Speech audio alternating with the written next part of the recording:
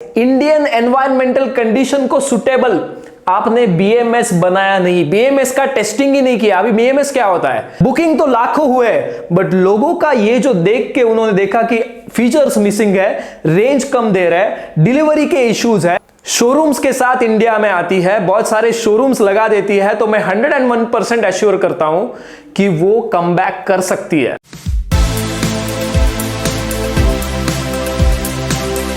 ओला नाम तो सुना ही होगा, भावेश अग्रवाल सर नाम तो सुना ही होगा। ये एक ऐसा इंसान है जो हर अच्छी चीज के पीछे लग जाता है और खुद का एक प्रोडक्ट डेवलप करता है और मार्केट में लॉन्च कर देता है।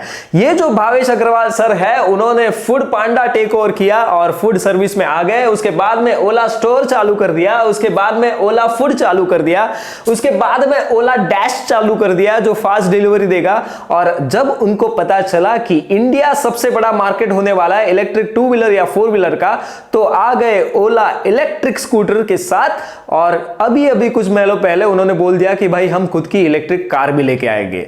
बट ओला का क्या हुआ है? झुकूंगा नहीं बोलते बोलते जल गया। तो इस वीडियो में पूरी जानकारी लेंगे, हिस्ट्री से प्रेजेंट मोमेंट तक क्यों ओला प्रॉब्लम फेस कर रहा है, क्या ओला फेल्योर है या ओला का टफ टाइम चल रहा है और वो बाउंस बैक करेगा।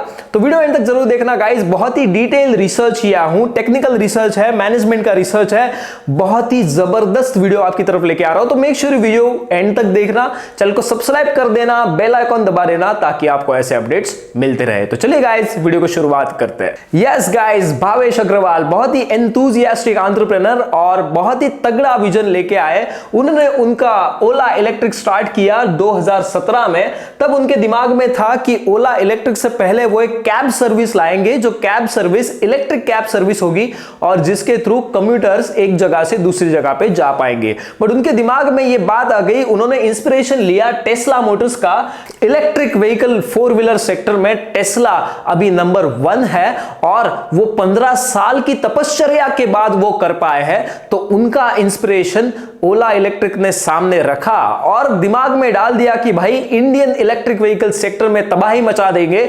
और दिमाग में आया ओला S1 Pro और ओला S1। अभी इसका जो जन्म हुआ 2017 में हुआ, उनके दिमाग में आया कि भाई चालू कर देंगे। बट उनको ये पता नहीं था कि बाकी जो इलेक्ट्रिक स्कूटर मैन्युफैक्चरर है, जैसे एथर की बात करें, 7-8 साल उन्होंने कष्ट किए। 7-8 साल कष्ट करने के बाद बहुत ही तगड़ा एथर 450X और एथर 450 प्लस लॉन्च किया। अभी तक बहुत ही कम कंप्लेंट्स के साथ एथर तबाही मचा रहा है इंडियन इलेक्ट्रिक व्हीकल स्कूटर्स में। और आगे जाके देखें तो एक्चुअली भावेश सर जो थे, उनको 7-8 साल का टाइम नहीं था उनके पास, विजन तो बड़ा था। टेस्ला के साथ कंपैरिजन कर रहे थे और बोले थे कि इंडिया की टेस्ला रहेगी electric two wheeler Ola electric. But अगर आपके पास टाइम नहीं है, अगर आपके पास पेशेंस नहीं है, अगर आपको हार्डवर्क नहीं करना है, तो आप क्या करते हो? आप कॉपी करते हो। तो ये जो है ओला, ये आता कहां से है? ईटरगो नाम का एक डच ब्रांड है जिनका ऐप स्कूटर था, उसको उन्होंने कॉपी करने की कोशिश की। अभी ये जो ऐप स्कूटर है, एक्चुअली गाइस ये जो स्कूटर है वो कम रेंज के लिए बना था। सिर्फ 75 किलोमीटर का रेंज उन्होंने बोला था और खाली 75 kmph का टॉप स्पीड उन्होंने बोला था। और उनकी जो इलेक्ट्रिक स्कूटर थी उसमें डिटैचेबल बैटरीज थी, 3 डिटैचेबल बैटरीज थी, करीबन तीनों मिलके 4 किलोवाट आवर का बैटरी पैक उनका होता था। बट भाई भावेश जी ने सोचा कि इंडिया में अगर इलेक्ट्रिक स्कूटर लॉन्च करना है तो बड़े नंबर चाहिए, क्योंकि इंडियन पब्लिक जो है वो बड़ा नंबर देखेगी तो बुकिंग करेगी। तो उन्होंने बोल दिया कि 183 किलोमीटर की रेंज हम दे देंगे और 115 kmph का टॉप स्पीड दे देंगे। लोग पगला गए। जैसे इन्होंने बोल दिया 15 अगस्त 2021 को कि ऐसा इलेक्ट्रिक स्कूटर इंडिया में हम लाने वाले हैं, एक दिन के अंदर 1 लाख से भी ज्यादा बुकिंग्स हो गई। लोग पगला गए भाई, 183 किलोमीटर की रेंज, वाह बढ़िया, ऐसा तो कौन सा भी स्कूटर नहीं है। 115 kmph का टॉप स्पीड, वाह बढ़िया, ये तो कोई नहीं दे सकता, ये ओला देख रहा है, तो ओला को बुक कर लेते हैं। और 5 लाख से भी ज्यादा प्री बुकिंग्स उनको मिल गए। बट गाइस आपने चीज कॉपी की है। बाहर से पूरा ईटरगो है दिखने वाला, अंदर जाओगे तो है ओला। क्या हुआ? फायर हूं मैं, क्योंकि पढ़ाई नहीं की, हार्डवर्क नहीं किया, रिसर्च नहीं किया। इंडियन रोड कंडीशंस बहुत अलग है, इंडियन एनवायरमेंटल कंडीशंस बहुत अलग है। इंडियन कस्टमर का बिहेवियर बहुत अलग है। यहां पे इंडिया में कौन सी भी स्कूटर हो, इंडियन बंदा वो अलग से यूज करता है, अमेरिकन बंदा वो अलग से यूज करेगा। हमारे लोगों को रगड़ स्कूटर चाहिए, हमारे लोगों को रफ टफ स्कूटर चाहिए। ओला का प्रॉब्लम क्या हुआ, बाहर का तो सब कॉपी किया ईटरगो का, बट अंदर बहुत सारे चेंजेस किए। बट चेंजेस करने के साथ उन्होंने ये नहीं सोचा कि इंडियन रोड कंडीशंस को monoshock front telescopic suspension prove नहीं हो सकता। अभी अभी कुछ दिनों पहले आपने देखा होगा भाई का फ्रंट सस्पेंशन ब्रेक हो गया। मैंने उसके ऊपर वीडियो बनाया, लोग मुझे कमेंट करते भाई पल्सर ने उसको ठोक दिया। अगर भाई इवन दो पल्सर ने उसको ठोका होगा तो फ्रंट मोनोशॉक सस्पेंशन ब्रेक नहीं होना चाहिए, पर वो होगा, क्योंकि इंडिया में फ्रंट मोनोशॉक आप ढूंढो आपको नहीं मिलेगा, ड्यूअल मिलेगा, मोनो नहीं मिलेगा। बाहर की कंडीशंस नहीं जानी, इंडिया की वेदर कंडीशंस, नेदरलैंड में वो इलेक्ट्रिक स्कूटर की कंडीशन अलग है भाई, वहां पे 40 डिग्री सेल्सियस टेम्परेचर नहीं होता। इंडिया में समर में इफ यू गो इन राजस्थान 45 49 तक टेम्परेचर जाता है। तो एनवायरमेंटल कंडीशन के बारे में नहीं सोचा। आगे जाके आप देखिए तो फीचर्स क्या हुआ ओला का, फीचर्स तो बहुत सारे दे दिए। इसमें जियो टैगिंग होगा, इसमें ब्लूटूथ कनेक्टिविटी होगी, गाने सुनाई देंगे। अरे भाई अगर आप पूरा प्रोडक्ट नहीं दे सकते तो क्यों प्री बुकिंग करवा ली? लाखों रुपए आपने कमाया प्री बुकिंग के थ्रू और दिया क्या, बाबा जी का थुल्लू। अभी अभी लोगों को अपडेट मिल रहा है, कल परसों वीडियो देखा मैंने, अभी अपडेट मिल रहा है, बट लोगों को गलत आपने बोला। 181 या 183 किलोमीटर की रेंज, भाई एक्चुअल रेंज जो ओला को मिलती है वो करीबन 135 किलोमीटर की मिलती है। उसमें भी वेरिएशंस है, किन किन लोगों को 100 किलोमीटर की मिल रही है, किन किन लोगों को 150 किलोमीटर की मिल रही है। आई नो जो रेंज है वो कस्टमर टू कस्टमर चेंज होगी, बट इतना चेंज तो 135 किलोमीटर की रेंज आप दे रहे हो, बोला था 183 की देंगे, ये क्या हुआ भाई? घाई कर दी आपने, पैसा कमाने के पीछे, बड़ा ब्रांड बनने के पीछे घाई कर दिया आपने। बट आपके पास टाइम है सुधरने का। उसके बाद में डिलीवरी इश्यूज, गाइस इंडिया ऐसा कंट्री है वहां पे जो दिखता है वो बिकता है। हीरो इलेक्ट्रिक अच्छा एग्जाम्पल है आपके लिए। हीरो इलेक्ट्रिक ने सारी कंट्री में उनके डीलरशिप खड़े कर दिए। दिखने के लिए स्कूटर कितना भी कैसा भी हो, बट मोस्ट इकोनॉमिकल स्कूटर है। सर्विस अच्छी नहीं है, बट खाली 80,000 रुपए में 121 किलोमीटर रेंज देने वाला अकेला स्कूटर है। तो आपको वहां पे शोरूम्स दिखते हैं, हीरो इलेक्ट्रिक के शोरूम्स है, आपको टेस्ट राइड मिल सकती है, ओला की टेस्ट राइड नहीं मिल सकती आपको। सर्विस है, आफ्टर सेल सर्विस, ओला आपको कॉल करना पड़ता है। मैंने बहुत सारे वीडियोस देखे, अखबार पढ़े, लोगों को आफ्टर सेल सर्विस में दिक्कत हो रही है। इंडिया में मार्केट ऐसा नहीं चलता भाई। आई नो आपका इंस्पिरेशन टेस्ला है, तो टेस्ला भी ऑनलाइन बुकिंग करके आपके घर पे डिलीवरी देता है, बट टेस्ला है। 15 साल के कष्ट किए भाई टेस्ला ने, उसके बाद में उनका ये एस्टेब्लिशमेंट हुआ है। आप खाली 2-3 साल में कैसे इतना बड़ा सोच सकते हो? और सोच भी सकते हो तो आपने बोल दिया कि गीगा फैक्ट्री इंस्टॉल कर दिया आपने, बेंगलुरु में गीगा फैक्ट्री इंस्टॉल कर दिया और बोला कि पूरे साल में 1 करोड़ से भी ज्यादा व्हीकल मैन्युफैक्चर कर सकता है। भाई आज का आंकड़ा बोल रहा हूं, मैक्स टू मैक्स इंडिया में 50 से 80 हजार ओला इलेक्ट्रिक स्कूटर डिस्ट्रीब्यूट हुए हैं। बुकिंग तो लाखों हुए, बट लोगों का ये जो देख के उन्होंने देखा कि फीचर्स मिसिंग है, रेंज कम दे रहा है, डिलीवरी के इश्यूज है, डिलीवरी घर में आती है इलेक्ट्रिक स्कूटर की, गाइस क्रैक्स उसमें दिख रहे हैं, कलर गया है, घिसी हुई है गाड़ी, तो लोग कैसा लेंगे भाई? लाखों रुपया खर्च करके आप इलेक्ट्रिक स्कूटर ले रहे हो और जब आपको डिलीवरी मिल रही है तो वह ऐसी मिल रही है, तो कैसा सोचोगे? इंडिया में यह कंसेप्ट उतना 100% एश्योर्ड नहीं हो सकता, क्योंकि इंडियन रोड कंडीशन ट्रांसपोर्ट के लिए भी सुटेबल नहीं है। तो यह सोचना पड़ेगा। आप अगर ओला शोरूम्स के साथ इंडिया में आती है, बहुत सारे शोरूम्स लगा देती है, तो मैं 101% एश्योर करता हूं कि वो कमबैक कर सकती है। और उसमें से भी ज्यादा आपने घाई नहीं करनी चाहिए। आपका प्रोडक्ट अच्छा है, इतना तगड़ा मोटर कौन से भी इलेक्ट्रिक स्कूटर में नहीं है। 8500 वैट का मोटर है, पिक पावर वाला, बहुत ही जबरदस्त टॉर्क वो आपको देता है। But guys Indian environmental condition को सुटेबल आपने बीएमएस बनाया नहीं, बीएमएस का टेस्टिंग ही नहीं किया। अभी बीएमएस क्या होता है? BMS is a battery management system.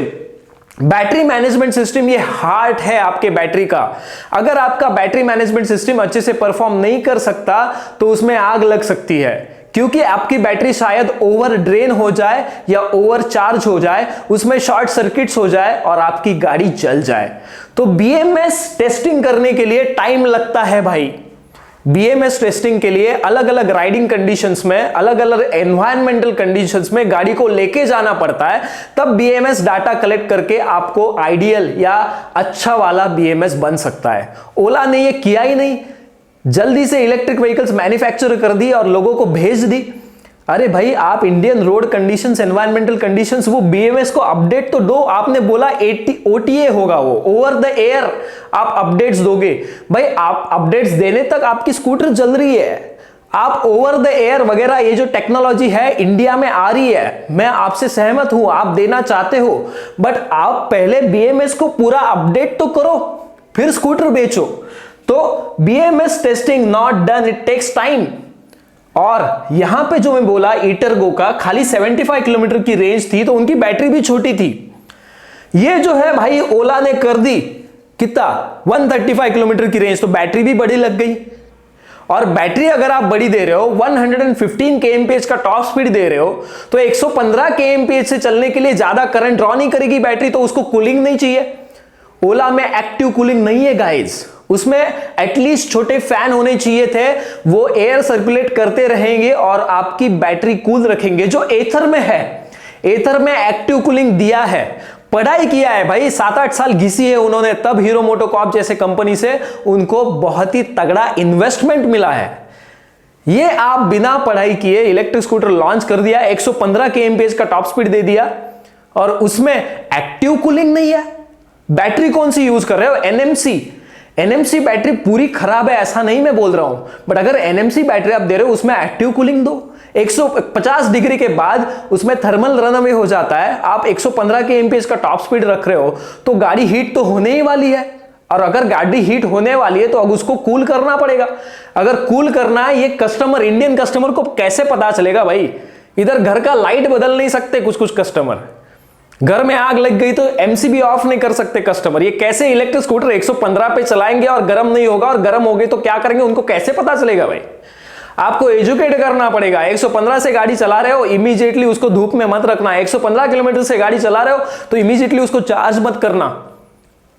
भाई, आपको एजुकेट करना पड़ेगा लोगों को। तो बड़ी बैटरी लगेगी लॉन्गर रेंज के लिए, ये तो ओला ने चेंज कर दिया, बट कौन लाएगा एक्टिव कूलिंग?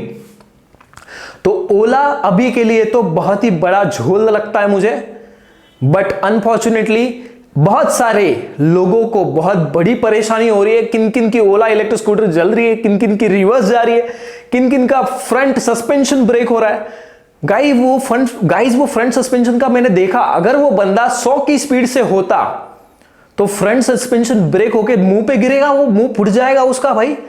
ऊपर से अगर उसका हेलमेट नहीं होगा, तो हेलमेट नहीं है तो दिमाग भी बाहर आ जाएगा भाई।